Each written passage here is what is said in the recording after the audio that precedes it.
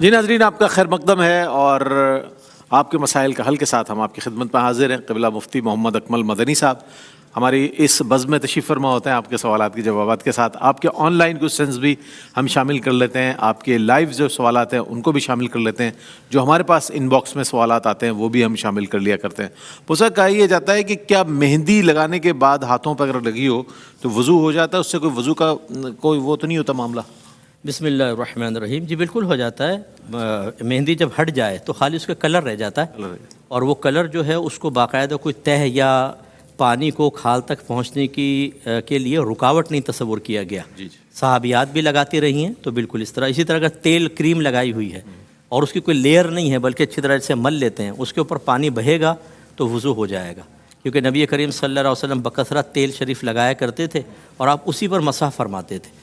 یہ استدلال کیا گیا کہ اس کا مطلب ہے کہ آئل یا کریم جو ہے اگرچہ چکنا ہوتا ہے، پانی ڈالے تو بعض وقت کھال تک نظر نہیں آتا ہے، بہتا ہے، لیکن وضو بالکل ہو جائے۔ لیکن اس میں بعض واٹر پروف بھی ہوتی ہیں کریمز جو جس کا حوالہ ہے، تو کیا اسی صورت میں اگر واٹر پروف ہے کنفرم کہ وہ پانی کو کھال تک نہیں پہنچنے دے گا تو پھر وہ رکاوٹ بنے گی، اس سے وضو نہیں ہوگا۔ ٹھیک ہے، ہمارے ساتھ کالر ہیں۔ السلام علیکم۔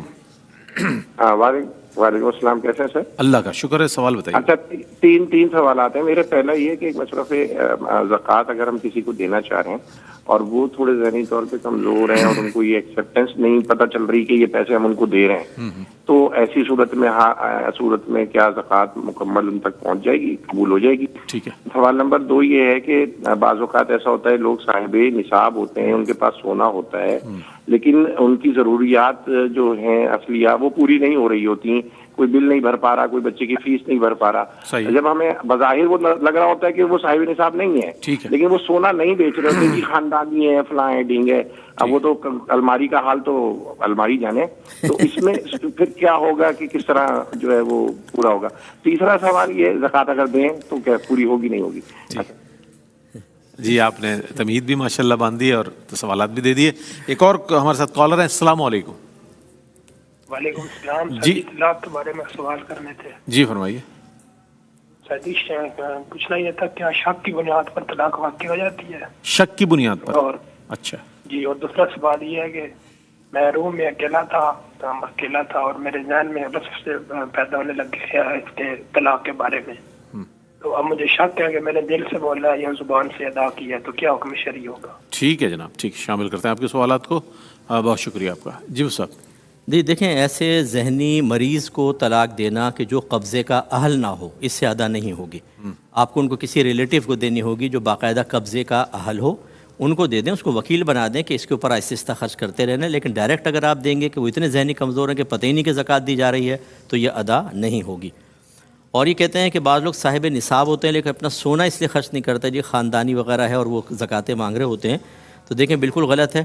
نبی کریم صلی اللہ علیہ وسلم نے ارشاد فرمایا کہ ضرورت کے بغیر اگر کوئی دستے سوال دراز کرے گا تو بروز قیامت اس حال میں آئے گا کہ اس کے چہرے پر گوشت نہیں ہوگا۔ اچھا۔ صحابہ نے پوچھا رسول اللہ ضرورت کی کیا مقدار ہے جس کے بعد سوال حلال ہو جاتا ہے؟ تو آپ نے ارشاد فرمایا اگلے وقت کا کھانا۔ اچھا، یعنی کھانا نہ ہو تو سوال کر سکتے ہیں۔ یہاں زکاتیں مانگ رہے ہیں اور سونے کے سیٹ پڑے ہوئے ہیں، اپنا سونا بیچیں جب تک کہ وہ ختم نہیں ہو جائے، تب تک نہ یعنی شرعی نصاب میں تو زکوٰۃ نہیں لے سکتے، اور اگر وہ سونا شرعی نصاب سے کم ہو گیا ہے تو کسی سے مانگ نہیں سکتے۔ جب تک آپ کے پاس ہے اپنا مال، اس کو خرچ کریں، خاندانی وغیرہ نہیں دیکھا جاتا، اس میں محتاج اور غیر محتاج دیکھا جاتا ہے۔ اور شک کی بنیاد پر طلاق نہیں ہوتی، اگر شک ہے کہ دی کہ نہیں تو نہیں واقع ہوگی۔ ٹھیک ہے، کالر ہیں ہمارے ساتھ۔ السلام علیکم۔ وعلیکم السلام۔ جی جناب۔ اچھا سر، مفتی صاحب سے میرے 4 سوال ہیں۔ جی جی سر، پہلا سوال یہ ہے کہ مسبوق جو ہے وہ جماعت میں امام کے ساتھ جو سجدہ صاحب ہوتا ہے اس کے سلام پھیرے گا یا نہیں؟ اور دوسرا سوال یہ ہے کہ تہجد میں اگر ہم قرآن پاک میں سے صورتیں چھوڑ کے قیام کو لمبا کر کے پڑھیں تو ایسا کرنا ٹھیک ہے؟ ٹھیک ہے۔ اور تیسرا سوال ہے کہ جو سورت ہوتی ہے اس کی لمبائی رکوع کے حساب سے دیکھنی چاہیے یا جو کنٹینٹس ہوتے ہیں، جو لائنیں ہوتی ہیں، اس حساب سے اس کی لمبائی دیکھنی چاہیے نماز میں خاص کر؟ ٹھیک ہے۔ اور چوتھا سوال ہے کہ آنکھوں میں اگر آپریٹ کروایا تو ڈاکٹر کہتے ہیں کہ 1 ہفتے آپ نے آنکھوں میں پانی نہیں لگانا اور سجدہ نہیں کرنا، تو اس صورت میں پھر نماز یا وضو وغیرہ کس طرح بندہ کرے؟ ٹھیک ہے جناب، ایک اور کالر ہیں، آپ کے چاروں سوالات آ گئے ہمارے پاس۔ السلام علیکم۔ جی وعلیکم السلام سر، مفتی صاحب سے سوال ہے دو تین میرے کہ ہماری مسجد میں نا ایک آدمی اعتکاف بیٹھا ہے تو اس کو نعت پڑھنے کا شوق ہے، وہ کہتا ہے جی میں نے اذان پڑھنی ہے، تو ایک اور بزرگ ہیں ہمارے وہ مؤذن ہیں، وہ کہتے ہیں جی جو محراب ہے جو مسجد کا حصہ نہیں ہوتا وہ فنائے مسجد ہے تو وہاں آپ نہیں جا سکتے نا، اچھا تو آپ نہیں کر سکتے. ایک سوال یہ ہے تو اس کے معاملے میں مطلب پوچھنا. دوسرا ہے کہ مسجد میں جو کتب وغیرہ پڑھی ہیں، ہماری لائبریری ہے تو حدیث کی بکس ہیں، تو وہ بھی کہتے ہیں جی یہ آپ گھر لے جا کے نہیں پڑھ سکتے، تو آپ یہیں پر بیٹھ کے پڑھ لیں. صحیح ہے صحیح ہے. اور کوئی سوال آپ کا؟ بہت شکریہ جناب. جی مفتی صاحب. جی یہ مذبوق جو ہے خلاف قیاس سلام پھیرے گا جو امام کے ساتھ ہی، کیونکہ متابعت واجب ہے، پھر اپنی پڑھنے کھڑا ہوگا، وہ اس سلام سے نماز سے باہر نہیں ہوگا، جیسے کہ امام اس سلام سے نماز سے باہر نہیں ہوتا. اگر ہو جاتا تو صدر صاحب کیسے ہوتا؟ یہ بالکل سلام پھیرے گا. اور تہجد میں قیام کو لمبا کرنا ہو تو بیچ کی صورتیں چھوڑی جا سکتی ہیں، اس میں کوئی حرج نہیں ہے. اور تیسرا یہ کہ صورت لمبی پڑھنی ہو تو اس کا مطلب کیا ہے، لائنیں زیادہ ہوں یا رکو. دیکھیں الفاظ، یہ الفاظ اور حروف کہیں کہ جتنے زیادہ حروف الفاظ ہوں گے اتنی ہی وہ آیت یا صورت لمبی کہلائے گی، اس کا اعتبار کرنا چاہیے. اور آنکھوں میں اگر ڈاکٹر نے منع کیا ہے کہ پانی نہ ڈالیں یا سجدہ نہ کریں، اگر واقعی وہ ویلڈ ڈاکٹر ہے، خوف خدا رکھنے والا ہے، تو بالکل آپ اس کی پیروی کریں. اور آپ جب سجدے پر قادر نہیں ہیں تو قیام بھی ساقط ہو جاتا ہے، کرسی پر یا زمین پر بیٹھ کر نماز پڑھیں اشارے کے ساتھ. پچھلے سوال میں انہوں نے یہ پوچھا تھا کہ کتنی آیاتیں مطلب انہوں نے یہ نہیں پوچھا، انہوں نے بس یہ پوچھا تھا کہ لائن اگر لمبی ہوں تو وہ کس کے لحاظ سے ہوتی ہے، رکوع کے لحاظ سے ہوتی ہے یا لائن کے اعتبار سے ہوتی ہے، تو میں نے بتا دیا. اور یہ کہتے ہیں کہ مسجد میں وہ معتکف ہیں اور اذان دینا چاہتے ہیں، تو ایک بابا جی نے منع کر دیا کہ آپ محراب میں نہیں جا سکتے، وہ فنائے مسجد ہے.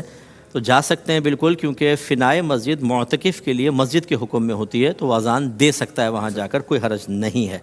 اور مسجد کی کتاب اگر وقف شدہ ہے، ایک تو ہوتی ہے لائبریری ویسی بنا دی ہے کہ بھئی کسی نے رکھ دی کہ کر لو، ایک ہے مسجد کے لیے وقف کر دی گئی ہے، تو وقف کتاب تو لے کر نہیں جا سکتے. اور ایک کی کوئی پرسنل ہے، اس نے رکھ دی ہے کہ آپ لوگ پڑھ لیا کریں، ٹھیک ہے، وقف نہیں کی ہیں، وہ چاہے لے جائیں یا نہ لے جائیں، تو اگر وقف ہیں تو وہیں پڑھنی ہوگی پھر. ٹھیک ہے. کالر ہے ہمارے ساتھ. السلام علیکم. وعلیکم السلام. جی فرمائیں. میں نے مفتی صاحب سے پوچھنا ہے، میرے 3-4 سوال ہیں، لیکن میں مختصر سے بات کروں گی کہ میں نے آگے بھی ان سے میری بات ہوئی ہے، مسئلے اکیڈمی شریف میں نے بات کی تھی اس کے ساتھ، یہ وارث جو ہوتے ہیں مکان کا یہ وہ. اب یہ ہے کہ وہ چاروں بچے جو ہیں، 2 لڑکیاں 2 لڑکے، وہ میرے ساتھ کوئی قطع تعلق ان کا کوئی نہیں، بولتے نہیں بالتے. اس کے بعد بیٹی نے شادی کی ہے اپنی بیٹے کی بیٹی کی، وہ مجھے نہیں بلایا. سوال بتائیں گے آپ؟ بڑی مہربانی آپ کی. جی سوال بتا دیجیے، آپ سوال شامل کر لیتے ہیں. سوال یہی پوچھنا ہے کہ اس لحاظ سے میں کیا کروں کہ وہ ملتے تو ہے نہیں، بولتے بھی نہیں ہیں، تو یہ دوسرا بڑا بھی. ٹھیک ہے. اولاد کے بارے میں شرعی حکم معلوم کر لیتے ہیں کیا اس کے حوالے سے. ایک اور کالر ہے ہمارے ساتھ. السلام علیکم. جی وعلیکم السلام. جی جناب. میرا مفتی صاحب سے یہ سوال تھا کہ شوہر نے بیوی کو 1 طلاق دی اور اس کے بعد جو ہے اس نے رجوع کر لیا، رجوع کا کیا طریقہ ہے وہ ذرا فرما دیجیے گا کہ رجوع میں نکاح جو ہے وہ دوبارہ سے پڑھا جائے گا یا کیا ہوگا؟ اچھا جناب، شامل کرتے ہیں آپ کے سوال کو بھی. بہت شکریہ. جی بسا. جی اگر اولاد کے بارے میں دیکھیں، سب سے پہلے تو میں بڑے دائر ادب میں رہ کے عرض کروں گا کہ اولاد اتنی زیادہ بدزن ہو کر اور اتنی بدتمیزیوں پر اتر آئے، اس میں بعض اوقات ماں باپ کا بھی میں نے قصور دیکھا ہے. پہلی بات تو کہ علم دین نہیں سکھاتے، دینی تربیت نہیں کرتے، بعض اوقات ایک منفی رویہ اور ایک ظالمانہ صورتحال مسلسل تسلسل سے چل رہی ہوتی ہے، بچے برداشت کرتے رہتے ہیں، ایک دفعہ آتا ہے فیڈ اپ ہو جاتے ہیں اور علیحدہ ہو جاتے ہیں، پھر ہم سب ماضی کو بھول کر صرف حال کو بیان کر رہے ہوتے ہیں. اس پہ ضرور توجہ کی جائے. اور اگر ایسا نہیں ہے، اولادی خدا نہ خواستہ ایسی بدبخت اور غیر سعادت مند نکل آئی، تو یہ تو سمجھ لیں جہنم کا راستہ ہے. اپنی ماں کو اتنا ڈسہارٹ کرنا کہ بچوں کی شادی کی تو دادی ہی اس میں شرکت نہ کریں یا نانی شرکت نہ کریں اور لوگ پوچھتے رہ جائیں کہ دادی نانی کہاں ہیں، یہ بہت ہی برا سلوک ہے اور میدان محشر میں ان کو اس کا جواب دینا ہوگا. یہ کہتے ہیں کہ شوہر نے طلاق دی ہے ایک اور رجوع کر لیا، رجوع کا طریقہ بتا دیں. وہ کرا کیسے ہے؟ یہ کر لیا پھر پوچھ رہے ہیں. بہرحال بڑے بھولے بھائی ہمارے بھائی ہوتے ہیں. دیکھیں طلاق کے الفاظ 2 طرح کے ہوتے ہیں، ایک ہوتے ہیں صریح، ایک ہوتے ہیں کنایا. جو الفاظ طلاق کے لیے مخصوص ہیں جیسے لفظ طلاق، اگر اس سے طلاق دی ہے اور دوران عدت رجوع کرنا چاہتے ہیں تو صرف اتنا کہہ دیں کہ میں نے رجوع کیا، بس وہ رجوع ہو جائے گا. اس میں نکاح کی حاجت نہیں ہوتی. اور طلاق صریح ہے لیکن عدت کے بعد وہ کر رہا ہے تو نکاح کرنا پڑے گا. اور اگر طلاق بائن ہے کنایا سے، جیسے جاؤ میں نے تمہیں آزاد کیا، تو پھر اس کو دوران عدت ہو یا عدت کے بعد، نکاح سے ہی رجوع ہو سکتا ہے، ملاپ ہو سکتا ہے، ورنہ نہیں۔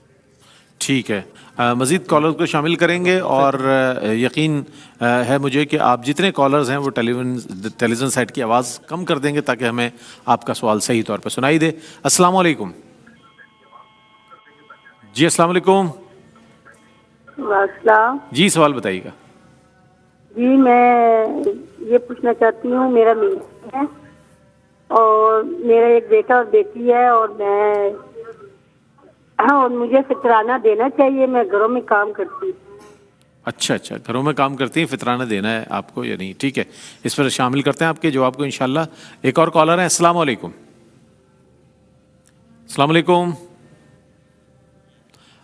اچھا مصعب، ایک سوال اور بھی آیا تھا کہ جو یہ جو زکوٰۃ کی رقم ہے، اس سے اگر کچھ چیزیں افطار کے لیے لے لی جائیں تو مسجد میں جو جنرلی افطار کرایا جاتا ہے تو کیا اس میں اس کو شامل کیا جا سکتا ہے، یا اس کے لیے کچھ الگ سے کوئی رقم سے کیا جائے؟ اس طرح نہیں ہوگا۔ زکوٰۃ کی درست ادائیگی کے لیے شرط ہے کہ شرعی فقیر کو باقاعدہ اس کا مالک بنائے۔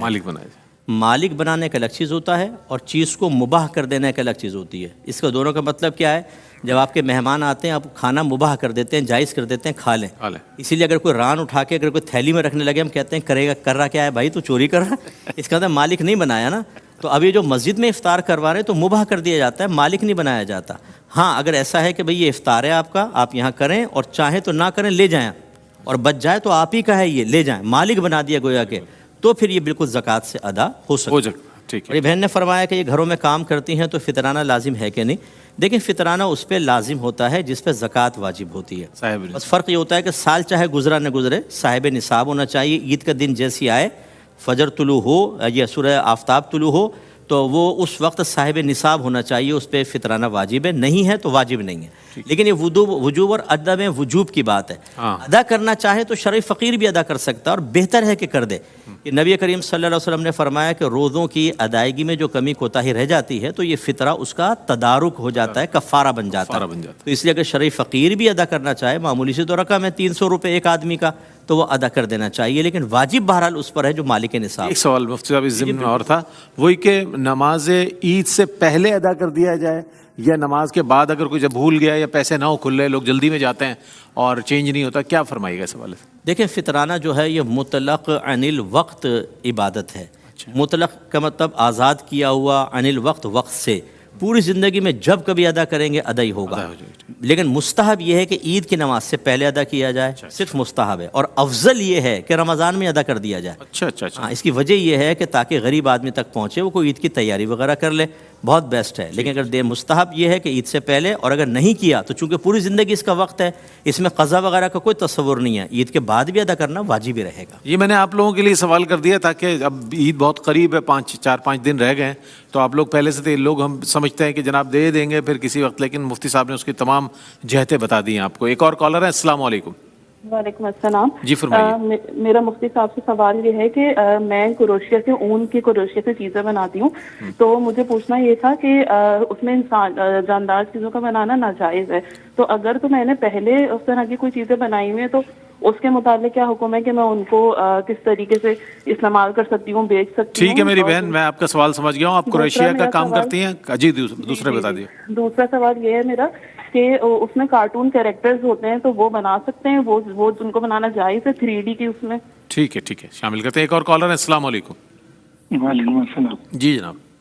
یہ 2 سوال ہیں۔ ایک تو یہ پوچھنا تھا کہ کپڑا پاک کر لیا ہے لیکن ابھی گیلا ہے، اسے پہن کر نماز پڑھ سکتے ہیں یا سکھانا ہوگا؟ دوسرا سوال بتائیے۔ دوسرا یہ ہے کہ جسم ویسے صاف ہے لیکن غسل واجب ہے، تو اس پر پاک کپڑا پہن لیا اور پسینہ آ گیا تو اس وہ کپڑا پاک رہے گا یا کیا حکم ہے؟ ٹھیک ہے جناب، شامل کرتے ہیں۔ موسیٰ اگر پہلا سوال آپ تک نہیں پہنچا ہو تو بتائیے گا۔ وہ یہ تھا کروشیا پر وہ کپڑے پہ کام ہوتا ہے نا، وہ کہہ رہی ہیں اس کے اوپر اگر ہم 3D کے کارٹون بنا لیں، کچھ بنا لیں، اور پہلے بنا کے بیچ چکی ہیں تو اس رقم کا کیا کریں، یا اگر جواز ہے تو کیا بنائے جا سکتے ہیں؟ کچھ فرما دیجیے۔ جی، یہ اب پہلے بھی جواب دیا ہے کہ کارٹون وغیرہ کی فی زمانہ اجازت ہوتی ہے کہ بچوں اس کو شوق سے پہنتے ہیں، اور تقریباً یہ مطلب بہت بڑی مارکیٹ بن چکی ہے، کروڑوں لوگ خرید و فروخت کر رہے ہیں، تو اس لیے اس قسم کی چیزوں کی اجازت دی جائے گی۔